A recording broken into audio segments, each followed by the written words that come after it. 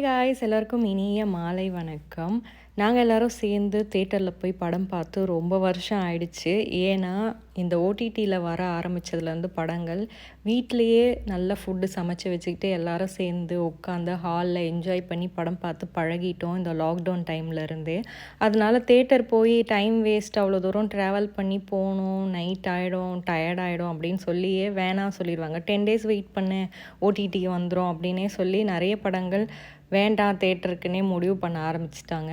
But நான் வந்து இந்த டூரிஸ்ட் ஃபேமிலி தேட்டரில் போய் எல்லோரும் சேர்ந்து தான் பார்க்கணும் அப்படின்னு சொல்லி கேட்டதுனால என் தம்பி டிக்கெட் புக் பண்ணால், மாமாஜி மட்டும் வேலை இருக்குது நான் வரல அப்படின்ட்டாங்க. பட் அவங்களுக்கும் சேர்த்து தான் டிக்கெட் புக் பண்ணோம். லாஸ்ட் மினிட்ல அவங்களால வர முடியல.